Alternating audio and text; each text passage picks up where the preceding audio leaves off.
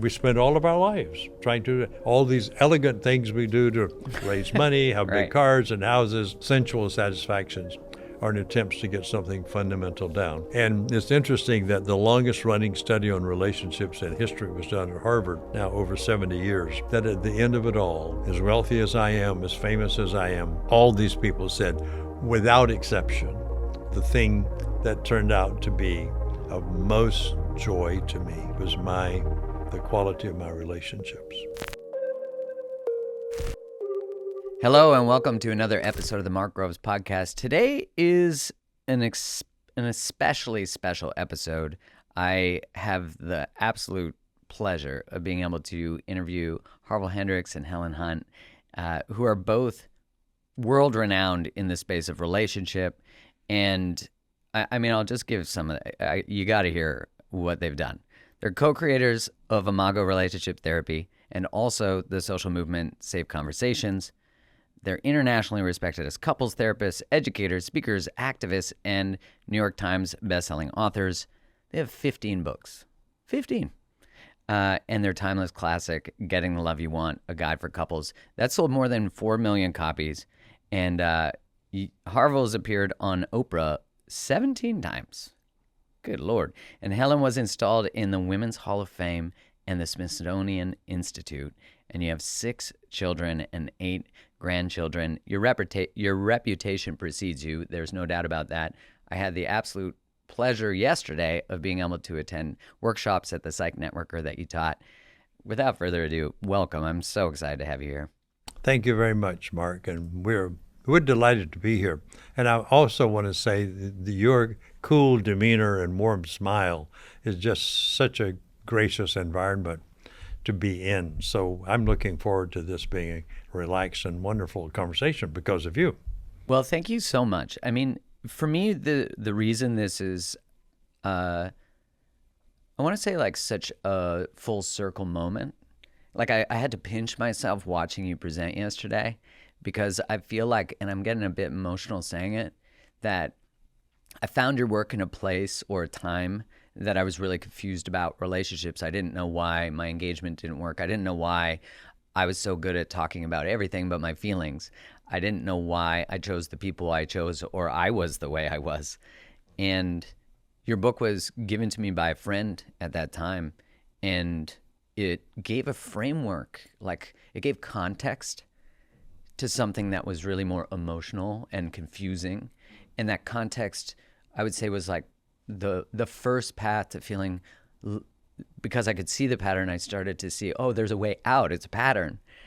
And so it just feels like so surreal because that was a long time ago. That was 17 years, you know? Yeah, when I think about when it was probably about 12 years ago that I got the book, 17 years ago that I started the like, why do I do what I do? But when a friend gave me that book, so thank you for the work that you do. Mm-hmm. May I make a comment Yeah. that may sound like it's out of nowhere? Dialogue, which is what Getting the Love You Want talked about, is so importantly valuable for relationships. And there are people at the United Nations that recently approached us telling us the United Nations is completely dysfunctional. And they're looking for a simple way people can talk to problem solve. Yeah. So while we are thrilled you've had us on to talk about dialogue for relationships, it has world-changing power. Yeah, it feels like it can really transcend, because if we could do it in a relationship, and then we can do it in a family, and then in a community, because we just start to see the value of feeling seen, feeling heard, and that someone actually even just has the space and curiosity to see that we might have something to share. Right? Yeah. And in a world that feels so divided, it offers a bridge, a way, a technique, a skill, something that, I think we really need right now. Yeah. It is something we really need right now. I'm sort of mirroring you back. We rarely say in a public lecture that only one other person in the history of the world has talked about dialogue. His name was Socrates. 330 BC, he lived in Greece, and he wanted the youth to learn to think for themselves. And he taught them what he called dialogue as a, well, what do you think about this? But what do you think about that? And allowing different opinions to coexist. And the Greeks didn't like it, and they said, stop it. He said, I'm not going to stop it. Greeks said, if you keep doing that, we'll put you to death. And he kept talking. They arrested him, put him in jail. They said, tomorrow you will be killed unless you agree not to use dialogue. And Socrates took poison the night before Wow. he was so committed to dialogue. Yeah. And that's how Harville and I feel about dialogue. And we have had people say for the first time, a psychologist, someone in a psychiatric unit said that dialogue is needed for depressed, suicidal patients. Yes, they medicate them, but they need to learn to get along with whoever made them suicidal or depressed.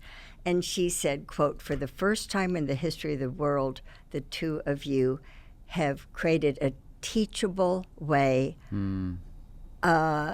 relationships can come together and the angst calm and the anger turn into curiosity and wonder. We need that now so much because there's so much anger, and it's like if we could just have, follow these steps, because you might, to do it the first time, it feels like, I'm going to ask.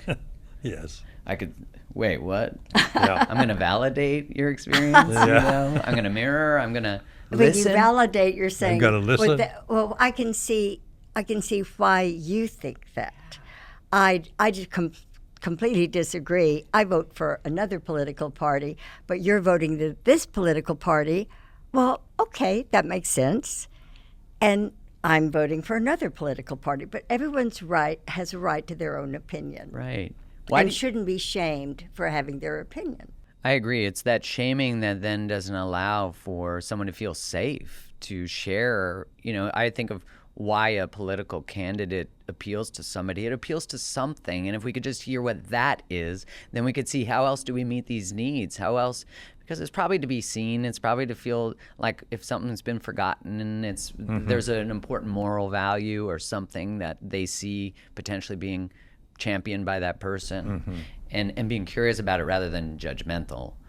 Why do you think curiosity, both from a cultural perspective but also relationally, seems to be such a revolutionary act to the structure of a relationship? Yeah. Well, I like that question because to precede the response to that, I'd like to mention a concept which is also about a condition that we call symbiosis, or the symbiotic consciousness, which briefly defined is that if I'm symbiotic, I assume that you assume what I assume, and therefore I see the truth, you see the truth I see, and therefore you see the truth.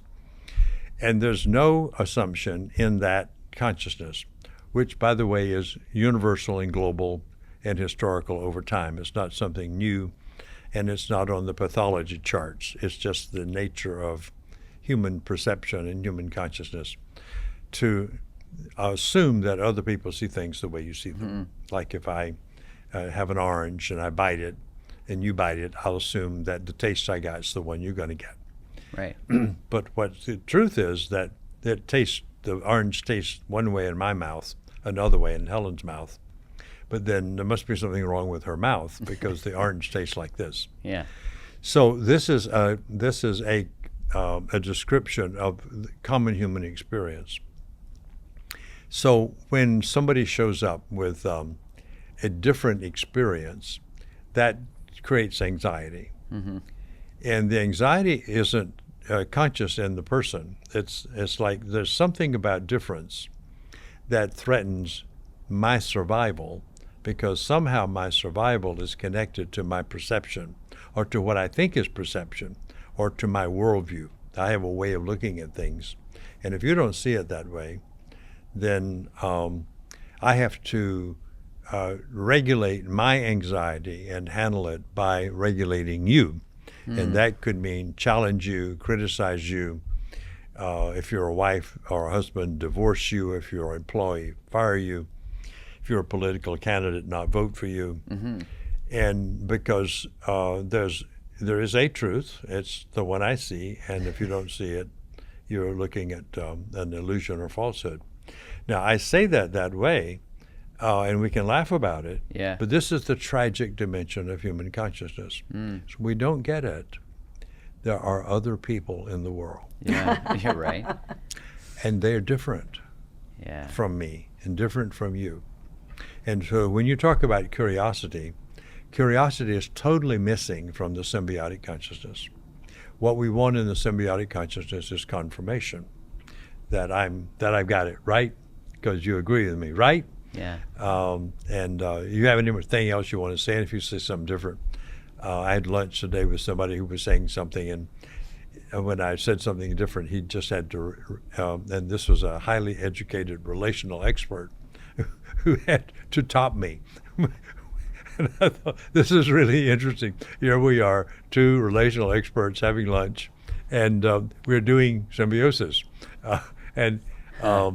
So curiosity.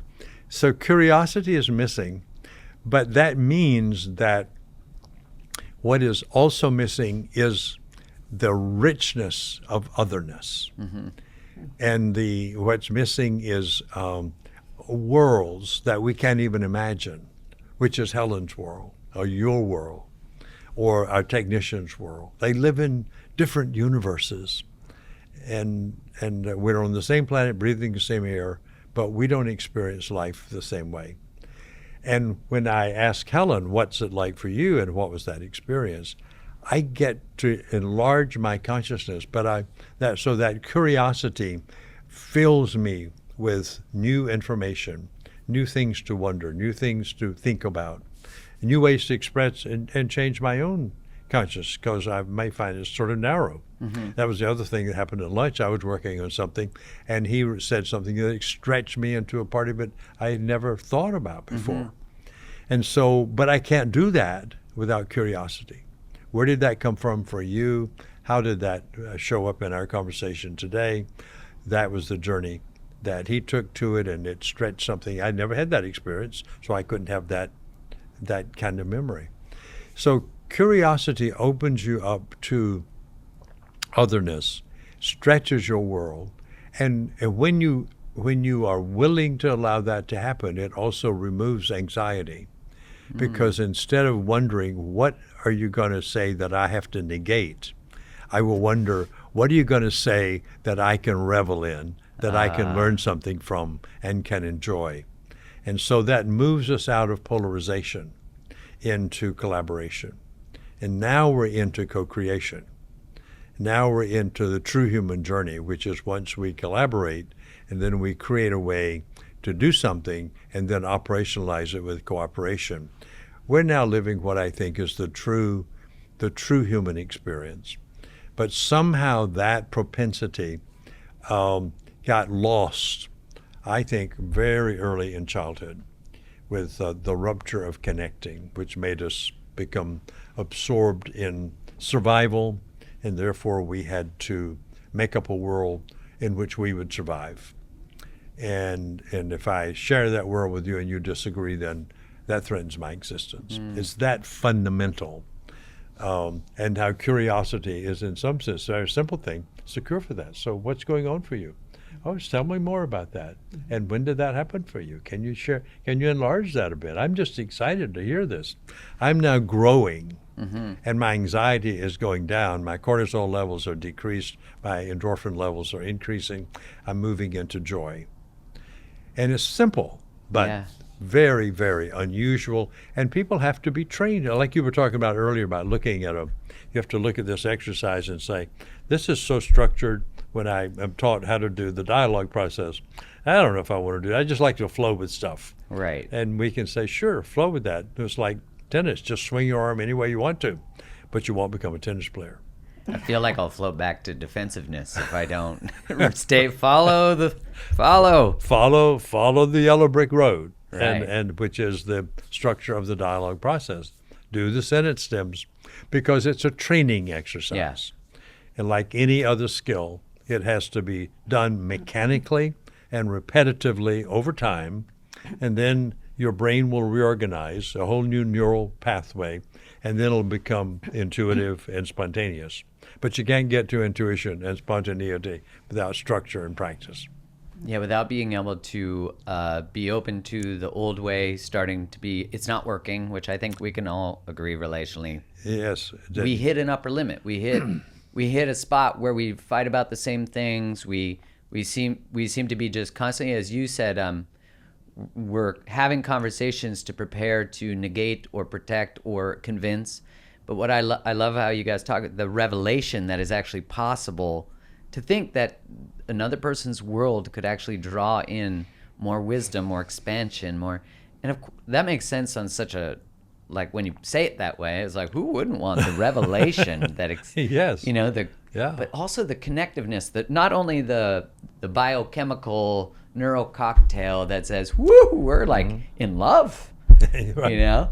but also I think the sense of, we're like creating something here that is actually relationally foreign. Yes. And you guys have a really beautiful, the way you say that we're wounded in relationship, we're born into relationship, we're wounded in relationship, and we heal in relationship. Yeah. So can you guys talk about that like that initial fracture? Because, kind of the idea is like, are we born with this anxiety? Are we born in this state? Yeah. I would like Harville to answer that question. Okay.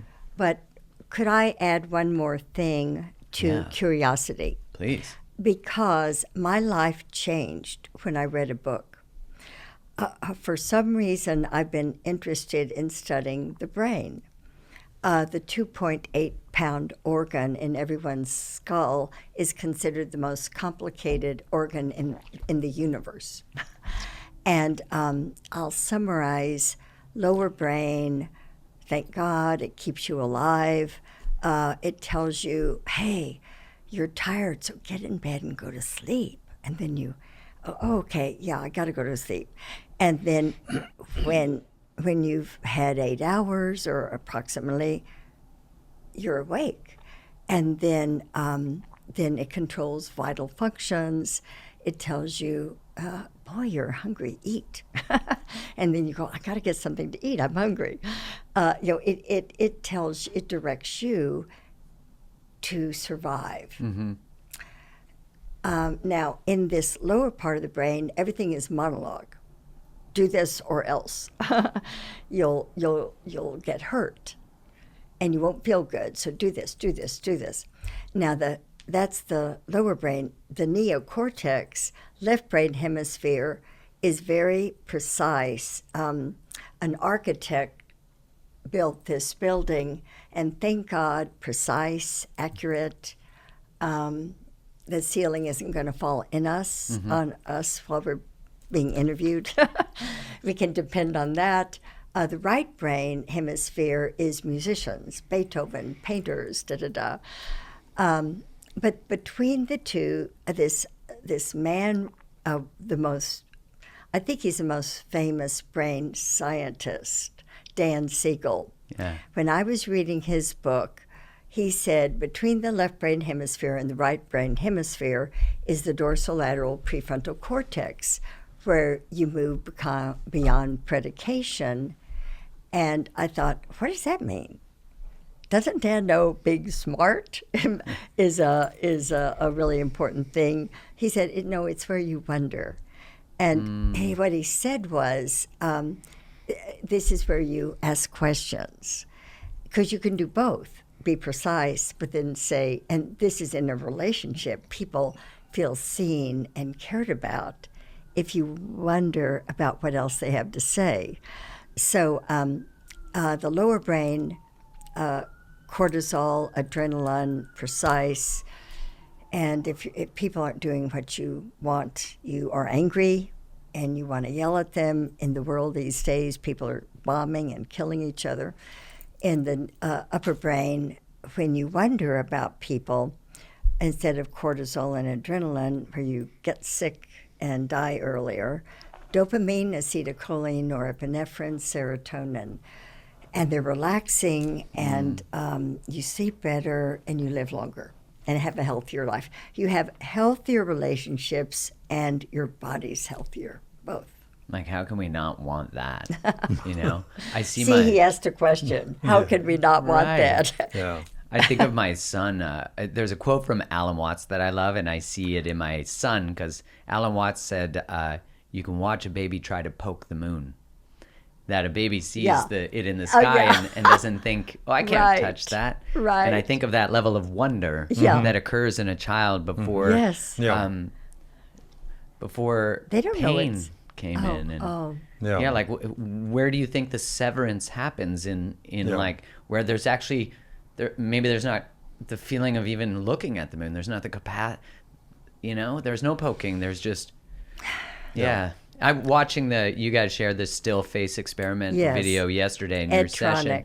Edtronics. Every Harvard. time I see that, especially now that I have a baby, Yeah. I'm just like, I got emotional. I start Yeah. crying just seeing this mother who you could tell, I don't know how she did the experiment, but you could see she's just like really wanting to respond, but she's doing the experiment. Yeah. And the child just, Yeah. maybe we can like explain that, and we could put a link to the clip in the show notes, but That would be great Yeah. because people can get something from watching that. I think it's 1 minute and 45 seconds. it's profound. That takes an hour or two to lecture about because the images are so important. And the question that you're asking is, what causes what's the rupture that produces this problem? And I think that's the fundamental question. In the view of human nature we operate out of, which is both a choice, but it's also finally I've done enough research to realize that that's a fact. Mm-hmm. That we are, except for the research shows, except for babies who were traumatized in the womb by the mother's trauma, which can happen. Yeah. And those babies are born with cortisol running through their bloodstream, which they absorb from their mother. Except for those babies, and there are a number of those, but it's a small percentage, but I don't know what the number would be given. Babies are naturally joyful human creatures. Mm-hmm. And they come into the world, and you remember yours, trailing clouds of glory, The best. pointing at the moon. Everything is interesting. Yeah. They smile, and if you smile at them, especially, they smile at you.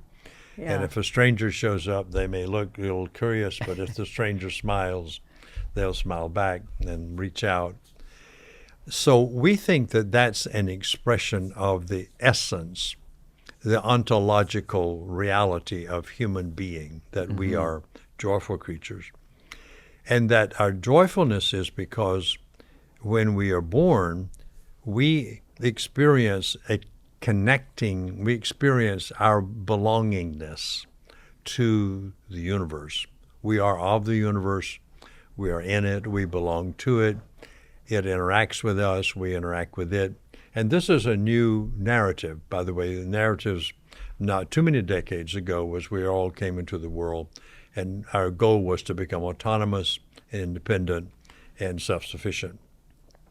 And I can explain why that, which I now call a pathology, how that got started in our culture. And it had about a 500-year run. Wow. That you were in, and you needed to become an independent, autonomous self. But babies come into the world experiencing what we now know from the newest science, which is quantum mechanics and quantum field theory, is that we are all connecting. And it's not that connecting is something I can do. Connecting is something I am. It's like we're breathing and I'm breathing. It's not something that I can stop doing or start doing. It's even more fundamental than breathing. It is being. It is what is connecting. And when a baby, and this connecting is not just local, it's cosmic, Yeah. because we're a part of the nature of nature. We're a piece of nature showing up in this particular form. And so we show up in this form, and when the baby is newly here, the baby is experiencing being, which is connecting, and the interaction with the caretaker in that video we showed is natural. And then the mother is asked to interrupt that resonance that they were doing. Look at that, look at that, look at that. They were paralleling each other, and the mother stops. Yeah. And At the instruction of Harvard University, it's the doctor. It's a research project. Yeah. So she is asked to create a still face, not give no feedback Stop to the baby. responding. Yeah. For the So the audience, baby- it used to be that people, scientists and psychologists said that the way a person is in their life is biologically determined. Yeah. And Ed Tronick said, nope, at Harvard they wanted to study that it's relationships that make people who they are. Yeah. It's not just your molecular structure. Yeah, Yeah. yeah. And you're right. And in fact, your molecular structure is somehow created by the way you respond to the stresses of your relationship. We don't come with this characterological stuff. Right. That's a defensive structure that arises. So the mother goes in, does the still face. So now there's no input from the mother. And the baby is now experiences a rupture of that resonance of back and forth.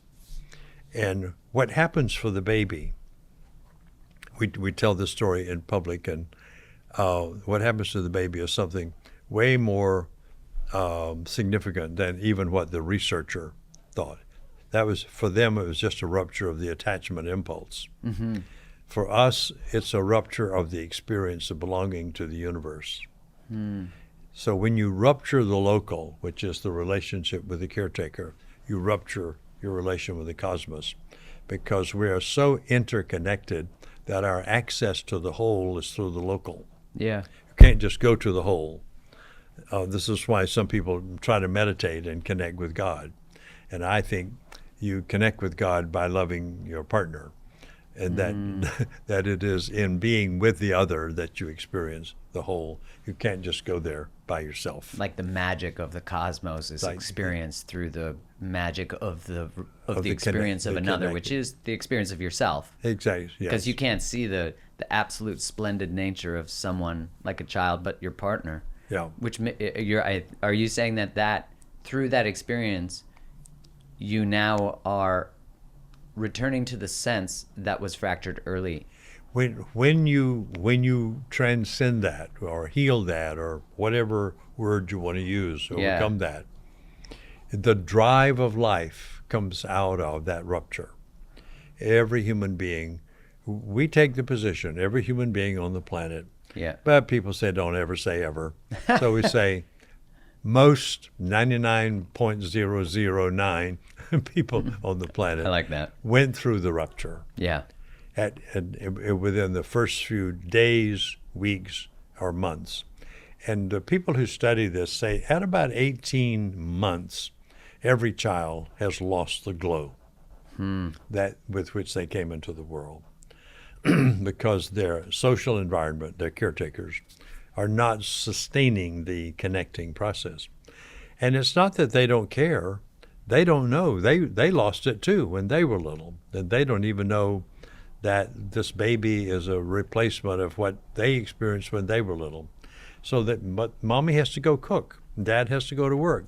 You know, and thousands of years ago, you had to go out and chase an animal for dinner or go plant something.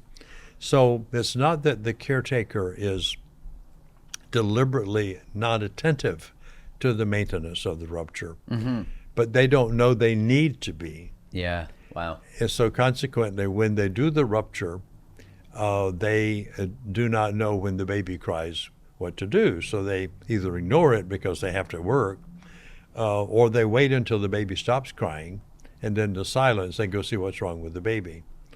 And so but the rupture has already occurred. So so we think that's the universal human experience, and that we lose the experience of the joyful being that we are, but we do not lose the desire to be that joy again. And so that becomes the journey of the unconscious mind to find a way through other relations, and it has to be relationally. I mean, people try it privately. They'll take drugs. Yeah. They'll dance. They'll go on safaris. They'll, join a religion, write music or play songs. Everything is an attempt to experience. And you know how many songs are about joy? Right. Or about lost joy, or wanting that joy again, that same old feeling that happens in romantic love. And so it's all about the same thing. The joy of being was lost. It is my essence. I am looking to have that back, but I don't know how to get it. So I'll do whatever I can think of to do it. So anything that gives me that. So the thing to say to couples and parents, you do have to manage that, and we'd say that to you with your new baby. Yeah. But if when you leave the child, and the child whimpers, you return, and the child can whimper, and you'll return. The baby builds then in the mind the new feature that's just being talked about in brain neuroscience, predictability. Yeah. The baby says, well, if I have a hurt, I'll cry and the mommy will come, but I won't just cry to get mommy to come. Out of my anxiety, I'll cry because my tummy hurts and I need food, or I need a diaper changed, I'm uncomfortable. And the parents show up. So it's like the reliability then doesn't trigger and lose the joy. So the person who survives childhood was with a caretaker who went about things normally, but they developed a pattern of predictability for the baby. So the baby didn't move from joy to anxiety. The baby kept its joy, and when it had a discomfort, it sent a signal and always knew somebody would come. And if it didn't come immediately, they knew it would come soon. And so the baby then has this element of predictability. But if you predict that when you cry, nobody's coming, then you're going to cry harder. And if nobody comes, then you'll stop crying. Then if somebody comes, then you know you can't cry to get somebody to come. You have to be silent. You see how confusing then life becomes for the babies. Training. How do I get that face? How do I get that nipple? How do I get that milk? And that we spend all of our lives trying to, all these elegant things we do to raise money, have big cars and houses, and sensual satisfactions are in attempts to get something fundamental down. And it's interesting that the longest running study on relationships in history was done at Harvard, now over 70 years, that at the end of it all, as wealthy as I am, as famous as I am, all these people said, without exception, the thing that turned out to be of most joy to me was the quality of my relationships and with my partner. So they prove the essence of being is relational. And when that's ruptured, then you go into anxiety. And you've got to turn off that anxiety one way or the other. And that produces all the symptoms that people experience. I'll turn it off by becoming violent, by yelling, by withdrawing, by becoming depressed. Anxiety is intolerable, so I have to get rid of it. Yeah. And anger and depression are the two major ways we get rid of the anxiety. Because if I'm angry, I feel like I can take charge, and if I don't feel like I can, I go to depression. I don't feel anxious. I just feel down. It's like deeper. But the anxiety is masked with anger and depression. And when the anxiety shows up and you can't regulate it, then you really go crazy. So really, truly mentally ill people can't regulate their anxiety. So the schizophrenic then resorts into becoming another person and having, imaginary companions. and whatever the brain has to do in order to not feel vulnerable to non-being. Yeah. It's that fundamental. But what is so simple is that when you can restore connection, all that stuff goes away. Yeah. It's the joy of being returns. And so this is, and we think, and our work has been, and we may be too biased toward it to say this, that the yearning for that to happen shows up in romantic love. And for a little while, you've got back what you had pre-rupture in infancy. And then that person that you fell in love with ruptures. Right. By not meeting an expectation. And then you go into the power struggle. And so the job that we do with couples is to help them learn to regulate the power struggle to the point that they can recover enough safety. This is why we teach them dialogue, because dialogue creates safety in relationships when you learn it. Why we teach them that, they get back to safety. And when you're safe, then the joy flows. You can't make the joy come back, but you can create the safety. And then it's a spontaneous response. Safety. I feel safe enough to drop my defenses. I'm not feeling scared anymore. And then you'll feel the sensations going through the neural process. It's not an emotion. It's a neural pathway that begins to vibrate. And you feel the joy of being. Now you're back to where you started. And that's our life journey, just to get that back. And before you respond, may I say 4 quick sentences? Just keep it rolling. You're responding. I like it. I think one of the smartest things I've ever heard this visionary, smart person say is that the dialogue process is so simple, it should be taught in school. Mm-hmm. School should be 4 R's: reading, writing, arithmetic, and relationship. How to be in relationship. Yep. And I hope when your son goes to grade school, who knows, maybe that'll happen. Yeah. That they have that, right? Like you think about what has the greatest impact as you talk about the study. It's like, how could we not? Yeah, it's what people long for more Right. than anything else. But you need to pick someone who will be willing to use dialogue. Like you don't want to pick a monster. Right, someone who won't even, because I would imagine for that power struggle, so actually let me just get clear. Yeah, if somebody failed the course on relationship, you don't want to date them. you don't, and you might be part of their curriculum to learn that. I'm curious, so essentially we have the rupture, we long to return back to that joy, we orient to people who give us the opportunity to relive these experiences, right? So, can you frame that? Because I think it's like for people to understand that the people they're drawn to. Yes. Oh. Yeah, because I know for you listening, you're like, why do I pick that person? Or why is my husband or wife or partner the way they are? Yeah. There is a brilliance to it. Mm-hmm. Well, and it was not obvious when we started working with the couples. It was just like there were patterns. And then finally the pattern that showed up was, it turns out everybody, whether they are a single parent child or 2-parent child, go through the same process, because the single parent gives the 2 options to the child that are available if they're 2 parents. But when they're 2 parents, then Helen will give one, I'll give one. But if I wasn't there, Helen would give the 2 choices. Oh, wow. That's interesting, and nature has set it up that way. Yeah.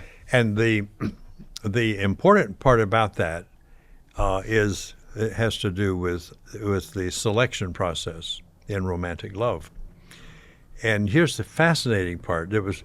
I'm aware that it took me a long time to believe what I was seeing, because the pattern that I finally saw was your reactivity in your adulthood to your partner always is connected to a caretaker with whom you had the most difficulty in childhood. And I finally discovered you have more difficulty with one caretaker than you do with the other one. You know, mommy was good, daddy was bad, but there was something unbalanced about it. Maybe mommy just because she's more involved, or dad did something that was really terrible. So although he wasn't around much, his not being around much was what was the biggest wound. But whichever pattern of being present, whichever partner, whichever caretaker with whom you experience the most anxiety and meaning got your primary need not met, to be seen. The primary need is to be seen and heard and valued. With whom you didn't get that much, you'll marry somebody who's similar to the caretaker with whom you did not get your needs met. Now, you can imagine how come that was really hard for me to even believe that research. But over and over and over again, there were no exceptions.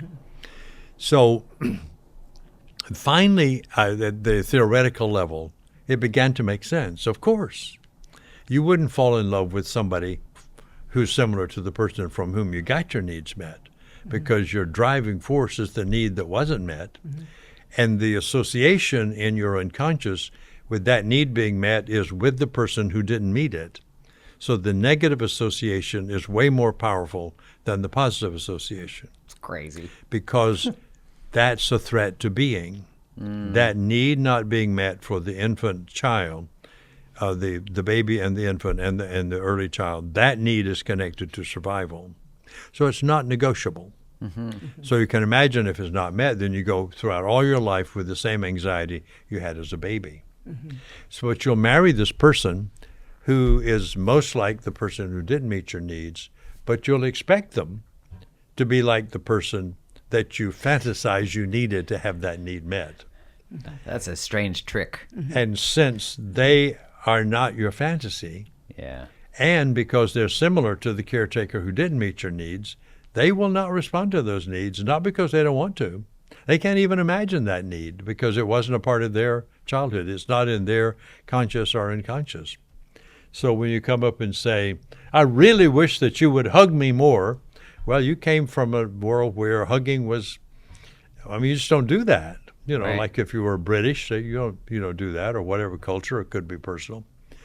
And the interesting thing about that is what I want most, which I didn't get in childhood, is something that if you gave it to me, you would grow a part of yourself that didn't develop because of your childhood.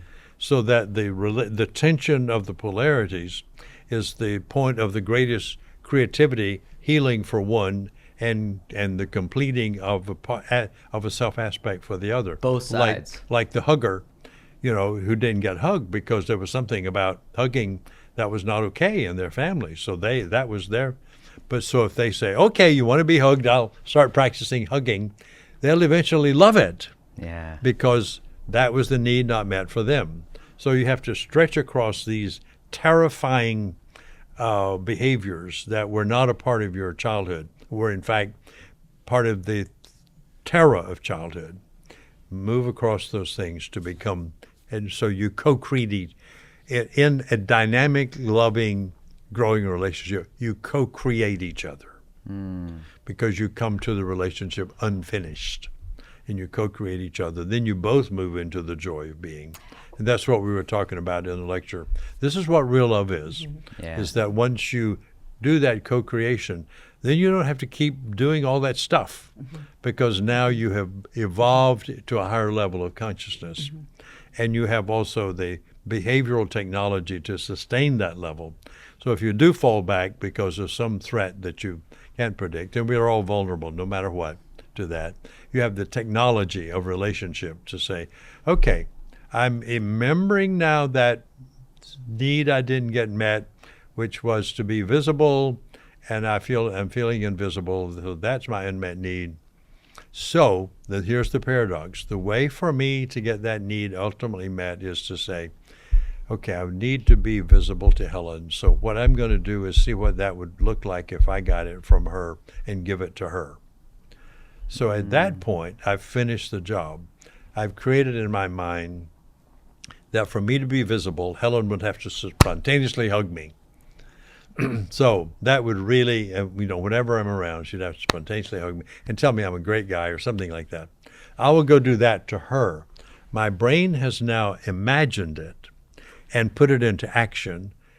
And because the lower brain does not connect it to the outside world, but only to the prefrontal cortex, the inner rational brain, when I give it to Helen, my brain receives it myself. Wow. So you're So like, it's a your twofer. need gets met. It's a twofer. So I ultimately meet my own need by meeting the need that Helen has for me to meet her need. Wow. Now, why it was set up is so complicated, and why there's not a manual, and it took us about 35 or 40 years to figure all these minute details out. But in fact, the last thing we got clear was, ultimately, for the yearning to stop, you have to become what you want and give that away, and somehow your brain finishes that cycle. Wow.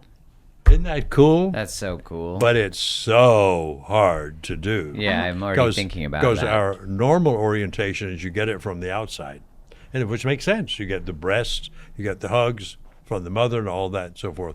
There's never anything like I have to hold my mother to get held. But at the end, to do the repair, I have to become what I want. Wow.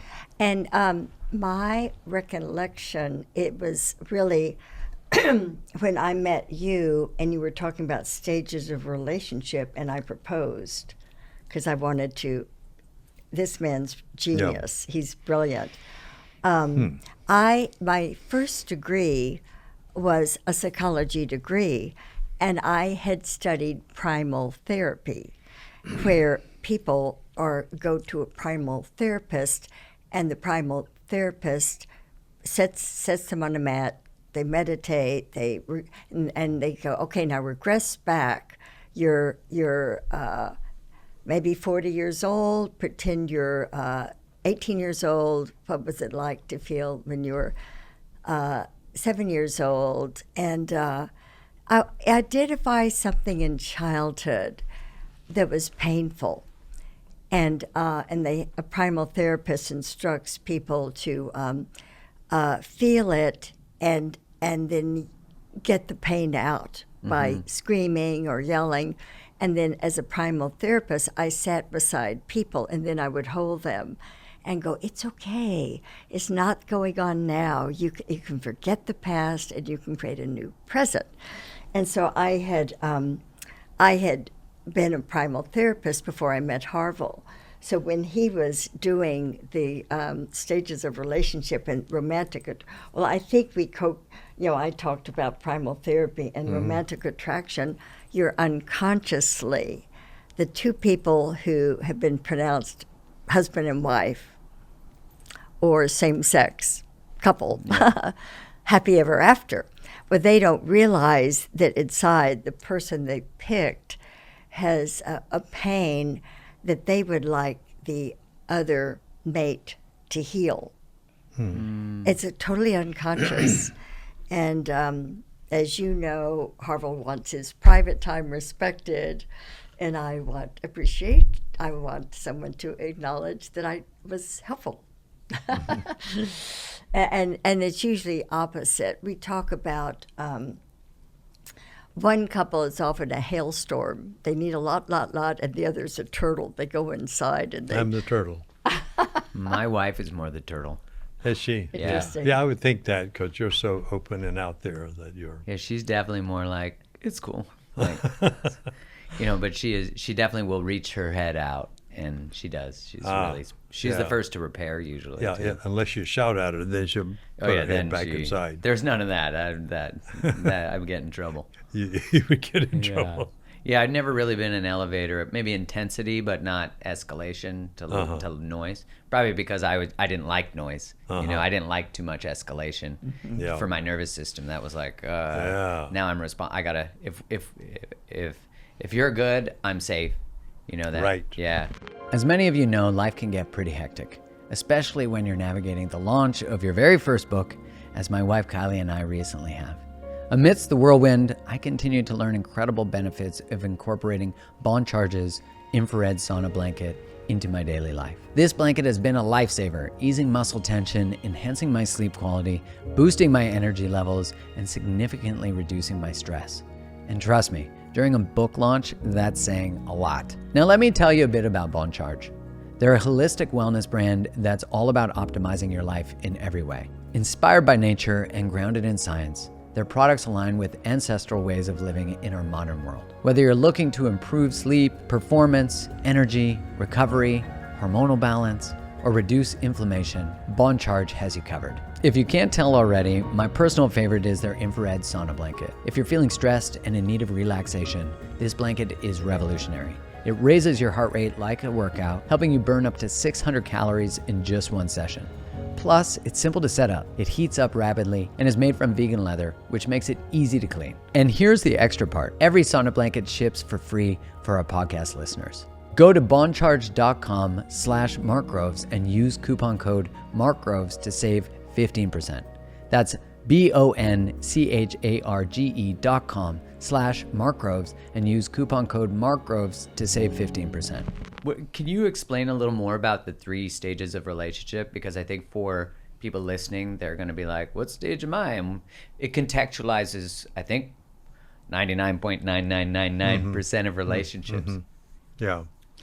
You want to do that, or shall I pick up on that? I'm happy to. Okay, go for it. Romantic attraction. Well, you know from the time you're in high school, okay, one day Mom and Dad, I don't want to live here forever. And one day, and maybe if I'm dating in high school, let's practice partnership. And so you date, and then in college you date people in your college because one day you're going to have your own home. Not live with your parents, and you're going to have your own family. And so you got to pick someone.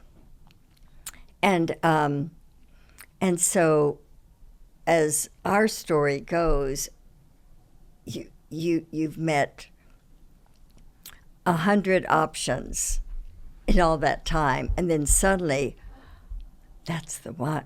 Yeah. And if the other person goes, I've been looking, I wonder who it's going to be. Oh, wow. I had more fun on that date than the best date I've ever had. We just connect. There's something about us. So that is called romantic attraction. And Harville says that's stage 1 of a relationship. And it's an unconscious attraction to someone else, that when the minister or whoever marries the person says happy ever after, they have no idea. There's all this celebration, wine, flowers, you go on the honeymoon, and then you go back home and, it's living with the other person is totally different from romantic attraction. And it's called the power struggle. Because, hey, going on a vacation, I'm tired.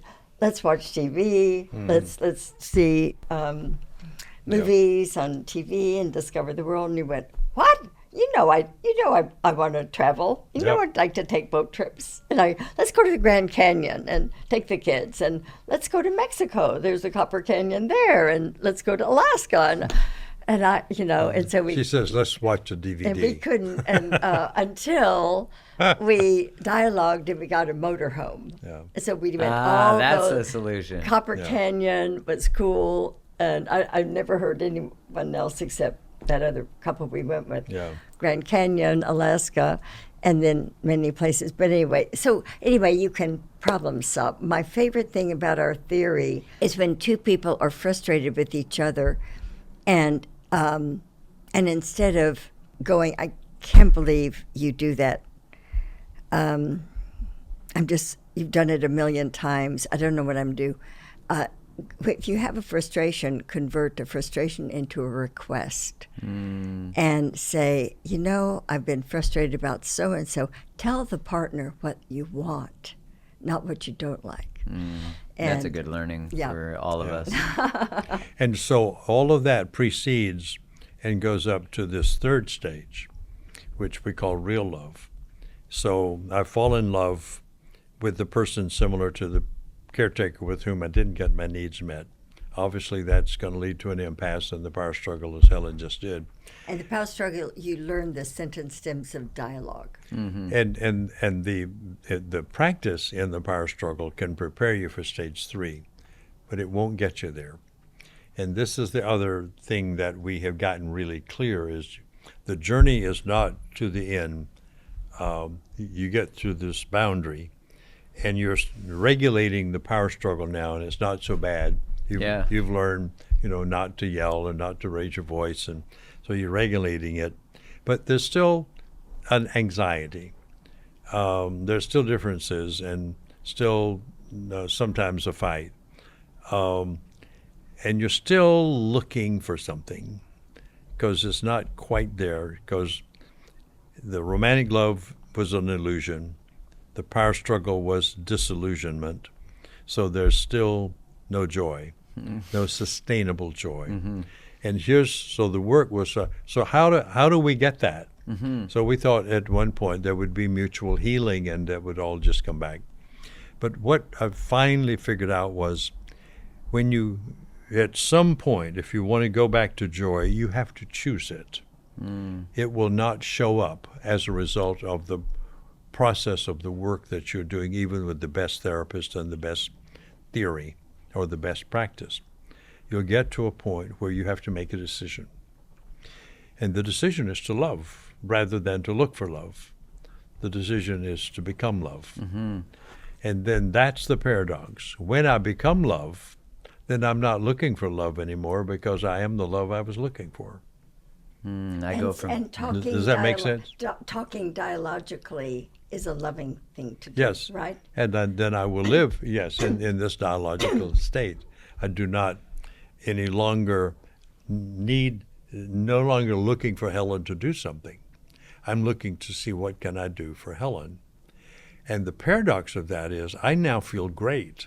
Yeah. Because I'm not looking for love in all the wrong places. I'm becoming the love I was looking for and expressing it in my relationship. So I'm no longer following the Google Maps of my wound. No. I'm now resolving myself. I'm no longer seeking my partner to give me the thing. I am the thing. I am the thing. Yeah, by Wow. becoming it. But it has to be relational. You can't just get to love by yourself. That's not a spiritual, you can't go to God, you can't pray, you can't meditate, you just can't do it on your own. You have to give the love away. Yeah. You have to That's such a key ingredient to it. become love. So you could say, I've become loving, but I'm not going to have a relationship. I'll just love everybody. That's not it. I have to become love and give it. And you model specifically to another person. Yeah, you who's model important. it for each other. Yep. Shall we talk about the calendar? Well, yeah, we've done lots of calendars. A calendar from a drugstore, 30 days. So Harville and I began to talk about making sure we are doing this. I said, Harville, on the first day of the month, the 3rd, the 5th, the 7th, the 9th, it's my responsibility to make sure we're connected before we go to bed. And on the 2nd, the 4th, the 6th, the 8th, the even days of the calendar, it's his job. So both of us make sure that after 6 o'clock, we have a wonderful, relaxing evening, and we go to bed connected. And that's a sort of like an exercise that people get over having fights in their life. Yeah, and in this stage, this thing about symbiotic consciousness, where I'm looking for Helen to agree with me, to see the world the way I see it, is that in that stage 3, the other person, when they do something that used to piss you off, you just realize they're being themselves. They're just not fitting your symbiotic consciousness. So you have to give up your fantasy for their reality. So you've been moved to acceptance rather than criticism. When something triggers you, you realize, well, that's triggering me. But Helen is Helen being that. Yeah. and it triggers me, but that's my childhood that's being triggered. It's not Helen being something wrong from me. Am I making sense? Yeah, it makes sense. So once you start accepting the partner's reality, all the things that used to trigger you, you realize now are points for curiosity and for the entry into her world. What is it like when you were doing that or feeling that or did that? What was going on for you? Instead of, why did you do that? So there's a radical paradigmatic shift from experiencing frustration to being curious about what's going on for you that used to just trigger the hell out of me. What's going on when you do that? And becoming curious, and then she'll say something, and then become empathic The about wonder. Stepping back to and wonder wonder. about. To wonder. Oh, yeah, to be wonder. So about now it. you're back to wonder. Curious is wonder. Yeah, like the skills that are being asked of you are to tap back into what you're saying is sort of the baseline state that we lose connection to. Yeah. And I agree where you said that it is incomplete outside of relationship, because like we could think we got our stuff together and our triggers are all good, and then we enter relationship again and we're like, well, here's a different person, same power struggle. It'll happen. Right. Yeah. That's it. Different person, same power struggle. I'm curious, is it possible to move to real love without both people in the partnership signing up? Yeah. It is? Yeah. If one of you feels like I want to be in stage 3 and care about my partner isn't quite there, Yeah. do it. Go to stage 3, and you will be happier if you keep modeling dialogue for your partner, and eventually your partner's going to want the same blessing. 'Cause they're starting to feel joy Of and- wondering. Are there any exceptions to that? Like when someone is actually stepping into dialogue, and I would imagine through dialogue you're also feeling accomplished because you're in curiosity where you're normally triggered, and you're starting to become proud of yourself. You're starting to experience joy, but it's disconnected from their response to your dialogue. You're actually just experiencing your voice, communicating, standing up for yourself, or whatever it might be. Are there any exceptions to when, like, if someone doesn't start to move into the dialogue with you, even unconsciously? Well, Well, the one thing they that- can do is listen to this podcast or sign up for a workshop Right. where Yeah. the couples go just to get both connected. There are To understand that, hey, this is what we're doing. It's not malicious. Yeah. We Yeah. chose each other for a reason. Yeah. Let's live this invitation out. Yeah. we do weekend workshops, but there are other places too to work together. So I want to on respond. growth. Yeah, I want to. Are you done with that? I want to respond to the, is there an exception? If I expect one, then I'm not there. If I expect a change or a If I response. expect them to come when I want them to come, Because if you're I'm still in waiting control. for them to come, and I'm noticing that they are still in the power struggle, and I want them to get out of that, and I'm expecting them to get out of that, then I'm not into real love. Oh, yeah, because the principles of real love. Can you share them? Because I think for all of us, we'll be like, Well- woo, this is an invitation. There's one fundamental thing in real love is the end of expectation. I don't know, for you listening or watching, how do you feel about dropping all your expectations for the rest of your life? In the workshop yesterday when you were reviewing that, I was like, Yeah. I'm going to have to apologize to my wife for a few things. For a just few things. expectations that I've had that Yeah. are not fair. They're me trying to control, reduce my own anxiety, Right. and they block connection. Yeah, and your brain is trying to survive because it needs to predict Yeah. so that you're going to do things. And so at some point in this is a transcendence of that survival need in the brain to understand that your survival is guaranteed by your choice to become a giver rather than a taker. Because when you start giving, you change the energy field in the relationship from one that's sort of chaotic Yeah. and unpredictable to a coherent energy field. And eventually that other partner will feel, what happened to all that drama we used to have? Right. And you'll also feel that you'll see that they will stop reacting. and they will become curious. But if you say, oh boy, now you're on the way, then Yeah. you're not there. You're back to the same thing. You're back to the same thing. So you have to simply be curious when Yeah. they are doing Yeah. their new thing, what's going on for you.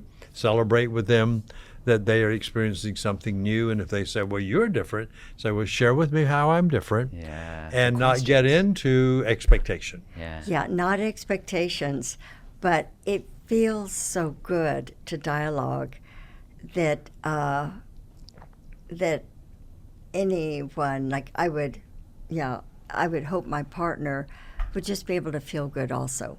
Yeah. Because you do feel better. Dan Siegel is right. You're a healthier, more relaxed, peaceful person when you can, quote, tolerate ambiguity. That means accept, not, you're supposed to be doing this. Move into curiosity, use the dialogue process. Can you tell me why you were doing this? Really? And mirror them back. And is there more about that? Well, I'd like to write that down. It's really interesting. And not be judgmental. These are all such such profound shifts that not only would they change our relationships, but they would change our family systems, our Everything. lives. Is it normal, just for the people listening, is it normal, because I'm experiencing it too, is we have a kid, more stuff comes up, stuff that I haven't resolved, or it's still more material for our love to navigate and heal together. Is it normal for more things to come forward that like you're like, I made it to real love, and then you're like, oh man, I'm back in that power struggle again? Yeah, I'm curious. Here's the experience I think that Helen and I would share as experiences. Yes, that one day you feel like hell, and and you don't even want to be nice, but you're there. But once you've been there, when you're not there, and that you want to be there, because when you were there was the joy of being. Good. And when you go back to the power struggle, there's the anxiety. That's the choice part. Yeah. So when you're experiencing joy, you say, well, I know today I could really be a mouse or rat or whatever, but I'm going to not be that. I'm going to regulate that myself and stay and move back into the space of joy. And so you don't sort of fall into your unconscious anymore. You notice that, the past is always there waiting to move into the present, and you just regulate that with your prefrontal cortex. I like this. Yeah.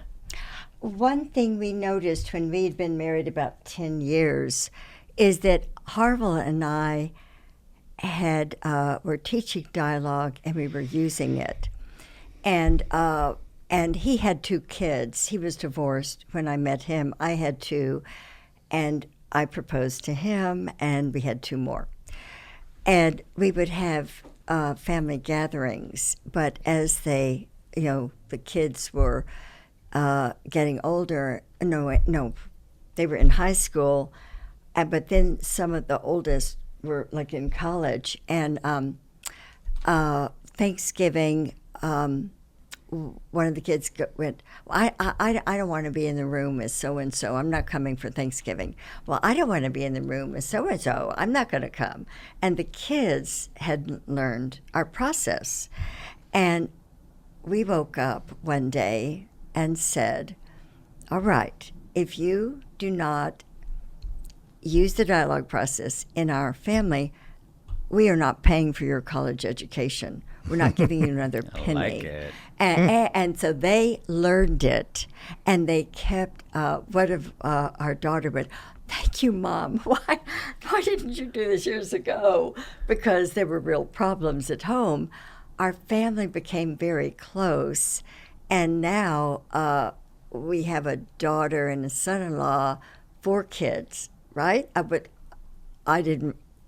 we were not Catholic. We were both raised in the Baptist church. She became Catholic. She married a Catholic man. After 4 kids, 5, 6. Well, the 6th one is a hellion. he loved shotguns when he was a baby. He loved killing people. The doorbell would ring. He was a postman, and little Sebastian would go up and his little toy gun. So she goes, okay, then to get Sebastian to be different, she said, okay, anyone who isn't using dialogue, they have to wash the dishes. You don't get dessert, and you get no allowance at night. And so they structured rules. Everyone was into dialogue after that. Yeah, and little Sebastian has become a saint. Yeah. Wow. And so every parent should have their children use this. Yeah. Because you'll have a happy family. And there may be ways other than like taking away dessert or moving them out of your will to do that. But that was our level of development at the time, was since to use our power structure to do that. But probably if we had been ourselves more a model of dialogue at that time, they might have been good, because we went through a divorce, almost a divorce process twice. So this has not been an easy journey for us, and we really like for people to know we may talk the way we talk, but it's not because we learned all this on the journey. Mm-hmm. It's not because we You're are without. We were the lab. Well that's said. Right. That's the way to put it. you can call it that. This was a lab. Being so introspective in your journey, because look at the work that has been born from your power struggles to walk other people through. Yeah. And the time, and a second time too, we almost divorced. I have cherished that because we don't want anyone to think, oh, it's easy for them. I'm married to an asshole. It's impossible. Right. Well, we were sort of rough on each other too, and there's no such thing as a hopeless couple. Yeah. And the couple needs to take it to their kids. We need a dialogical humanity. Man, the family is like, my wife and I, we were together for 4.5 something years, and then we broke up, and we were apart. We were done, and we came back together. And that's what really birthed the book, Liberated Love, was that actually through our relationship ending, which was done with really grace and love and admiration, that we learned that love always existed beyond the definition of our relationship. There was always such, there was just such grace offered, and that changed how we experienced previous ruptures, that there was just so much love in all this grief. And when we finally came back together, due to what was resolved through departing, there was such a trust, like such a, like even if we can't make this relationship work, there's no prison here. And so having a son through that and all that has just been. Oh, wow. Yeah. That's a beautiful story. I feel so blessed because she's so introspective, curious, takes responsibility. Wow. The love that you two share, we're very transparent. I mean, our book is about it, that we're not preaching from a pulpit. We're like, we're in the trenches. Preaching from the, I was going to say, it's from the trenches, not the pulpit. Yeah, and like just humanizing and normalizing. Anyone who says relationships are a walk in the park isn't walking in the right park. And this is why Harville, he is a genius. They should be taught in school. Yes. It should be. 100%. Why? It would change everything. It should be at the United Nations. Oh, 100%. And I just think within our political parties of, 2 parties, 3 parties, whatever it is, that if we could actually just get back to what you're proposing, but do it first with us and then bring it to the world and learn it on the go as we're doing it, at our table, sharing dinner with someone who has a political difference, that now we're in dialogue and now there's understanding and now there's love doesn't go anywhere. Yeah. I want to be mindful of the time. You two are incredible. Thank you so much. Thank you for coming on the show. Do you have anything that you want to share that we haven't spoken about, or anything leaving? Meeting you, which I did an hour and 15 minutes ago, of what a treasure you are. And thank you. I don't have anything else to say. Yeah. I appreciate that. Thank you for having us. This podcast is going to change a lot of lives and a lot of relationships. So for the people listening, where can they find more about your work, your workshops? Obviously, your books are all over the book places, wherever books are sold. We'll link everything out. So if you just mention it. So the place to go is to our portal, which is Harville and Helen, one word, harvillandhelen.com. Perfect. And that'll put them into our schedule, into our travels, into our workshops. And we don't sell books on the way because you can get them cheaper at Amazon. But the books are also another place. Perfect. Just go to Amazon and type in our name, and the books come up. And we have started an organization called Quantum Connecting, where you can sign up to be trained to teach dialogue other places. And we also have a Connecting at Work program for corporations. Oh, great. Because there's a lot of CEOs concerned that they go to their office and someone real special on their team has resigned. And they don't have to resign if the CEO purchases Quantum Connecting. It's a program that teaches dialogue, DEI, where everyone can feel noticed and cared about because they wanted the job. They respected the organization. They just didn't like the way that person treated them or the energy in the office. And that's a way to Well, I'm glad you're mentioning that because we want to make it really clear to your listeners that the couples work, the therapy work is primarily dyadic. We do that in workshops now. I don't see people privately anymore, so we do it in workshops. But the dialogue is the centerpiece of the couples therapy. And it dawned on us about 10 years ago that dialogue is more than a therapeutic, transformative event. Dialogue, when it's learned by anybody, in any context, changes the way their world is. So we decided about 10 years ago to take dialogue and extend its use from the clinic. Our phrase is from the clinic to the culture. And we eventually began to set up goals, and we discovered that you can't just make things happen. You have to get it to happen to a tipping point. Then when you reach a tipping point, the system you're working on collapses and reorganizes itself at a higher level. So we kept thinking about, well, what system would we want to focus on? And it finally became clear all systems are systems, all are smaller systems within larger systems, and the largest system is humanity itself.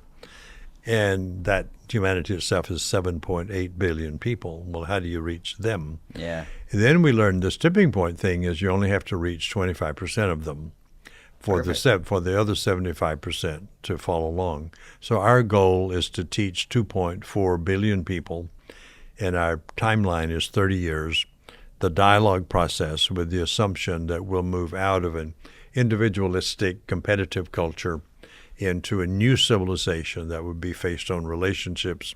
And the new value system will be collaboration, cooperation, and co-creation. And that everybody we will support the desire everybody has for personal freedom. You belong to yourself. For equality, that there are no strided layers economically, socially, politically anymore, that economic equality will show up, and racial, all other kinds of prejudices will go away. Everybody will be included.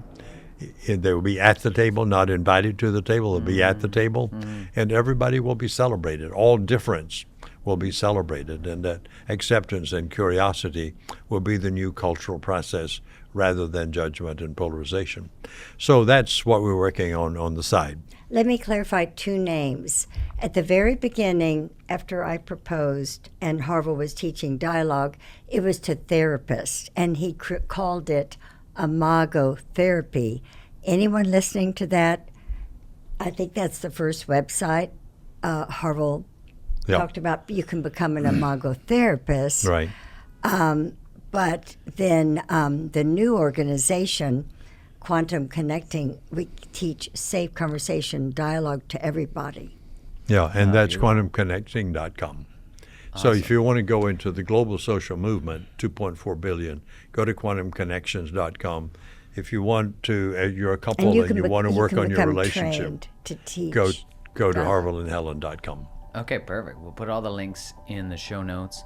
For you listening, buy the books, attend workshops, whatever feels like you're like, I really want to get into this. And wherever you listen to this or watching, please hit subscribe so you don't miss any more episodes. Thank you so much. I'm You're so welcome. grateful. Thank you.